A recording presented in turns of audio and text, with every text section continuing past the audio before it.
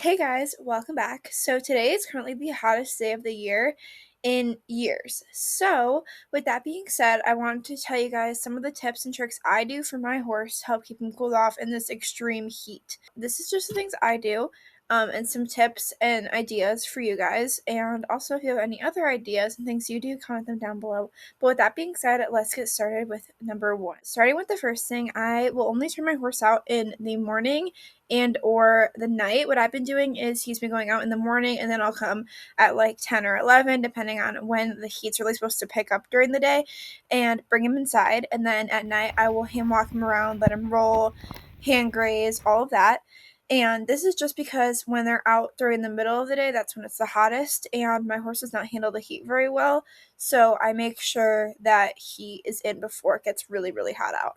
Number two is fly control. So I make sure that he has fly boots, he's fly sprayed. I'll actually fly spray his shavings in his stall to kind of help reduce the flies, and as well as making sure, he has a fly mask and all of that. The fly mask he has outside actually has UV protectant and covers his nose because his nose is pink, so it will sunburn. The third thing is making sure that they have extra access to fresh water. So I will constantly clean out his buckets pretty much every single day, rinse them out. I'll deep clean them and deep scrub them every couple days, and just making sure that they're encouraged to drink water. Obviously, they'll drink water if they have to, if it's dirty, but you want them to be more encouraged, and they'll be more encouraged to drink water when it's clean and fresh. And that's another thing. When I'm cleaning it, obviously I'm refilling it, but also if his bucket's like half empty, I'll just empty it out and then refill it when I go there a day, just to keep it clean, keep it nice, keep it cool. As well as we have a wrap around both of Leroy's buckets for preventing it from freezing over, but it also keeps it cool. It's kind of like a koozie, but it works really well in the winter, and it's also worked really well in the summer to keep his buckets cooler. Next thing is I make sure that I am rinsing him off and grooming him, getting any dirt or anything off of him. But specifically rinsing them off is really good. I will, if he's sweaty, I'll make sure to rinse him off, sweat scrape him, and or leave a little bit of water on there because he has a fan on him, to help keep him cool. But making sure I'm getting the gross, grimy sweat off of him and rinsing him off whenever he's really sweaty and just needs to be rinsed, or it's really hot and it's just nice to help cool them off. Next thing is having some sort of breeze. So he's inside during the day, in the extreme heat. So it's important to make sure that they have some sort of airflow, whether that's from the front of the stall, there's fans in the aisle, or I'm really lucky. He has a window and a fan, so I will turn his fan setting up, and he has a window, and it also helps reduce the flies, but overall it keeps him really cool. And he's actually kind of changed his position of where he eats and where he lays down to be in the fan. So it's just really important to make sure you have something, some sort of airflow, because it's not going to really be any cooler in a stall than it is outside if there's nothing to help get the air moving.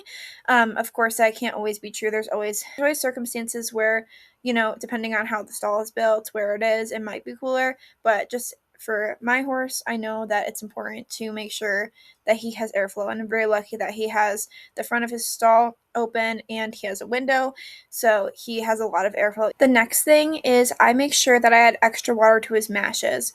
So he's been getting like a midday mash. It's Timothy pellets, apples and carrots, and a little bit of electrolytes. And that's just what I add to. I put it together and make a mash. Make sure I add a little extra liquid, and I give him that kind of during the middle of the day when it's the hottest. It's extra hydration. It's giving him encouragement to drink water. The electrolytes are helping replenish. He's sweating. So that's just what I do. But also at night he gets a mash, so I make sure to add extra water to that. Just some extra hydration. Next thing, like I said, is having electrolytes. Electrolytes are so important. Leroy's been on electrolytes pretty much before we moved him, and they're just really good to help encourage drinking, help replenish things when they're sweating. And so like I said, I add extra electrolytes into his midday snack, but he also gets a scoop of electrolytes at night anyway. So just giving them some sort of something to help encourage them to drink. Use apple a day electrolytes, and Leroy seems to really like those, and they definitely do their job. The next thing is I make sure that his mane is braided, because their manes hold a lot of heat underneath, And so when they're braided, obviously gives them airflow. Their neck isn't going to be all sweaty. It just helps keep them cool, and it's just a nice thing to do for them. I will do either just rows of braids or a running braid, just something to help get the hair off of his neck. The last and probably most important thing, honestly, is making sure you know the signs of heat stress. So Leroy actually had heat stress the first wave of this heat wave, and some of the things that we noticed was that he was agitated, he was charging people, he was really tired, and he just was not acting himself at all. He does not charge people. He wasn't normally that tired. He was very lethargic, and his temperature is normally between 99 and 100. It was 101.4, which is not a fever, but it's a lot higher for him. So those were things that I was like, okay, something's going on here. And we gave him Banamine. He was all good. He cooled off. He got his everything he needed to help him cool off. Also, he has arthritis, so when they have arthritis, the extreme heat can cause them some pain, which makes them more agitated, as well as having heat stress. I talked with my vet. We gave him Banamine. We cooled him off. We cold hosed him for a while. I sponged him off with cold water. I did everything I could, and he cooled off pretty quickly. Within a couple hours, his temperature started to go down, and the Banamine definitely kicked in and helped him. But just knowing the signs of heat stress and knowing how your horse normally behaves, knowing if something is off is really important. That way, in case something is going on, you can kind of be like, okay, something's not right here, especially in the heat. The heat can do so many things. It's not easy. I'd say that's probably the most important thing, is knowing how your horse normally acts, what their temperature normally is.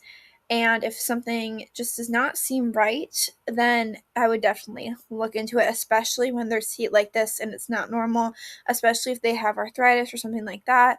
I'm very thankful that I caught it when I did. But yeah, those are the things I do for my horse to help keep him cooled off and to help manage his arthritis and the heat, since he does not do well in it. And unfortunately, it is so freaking hot outside.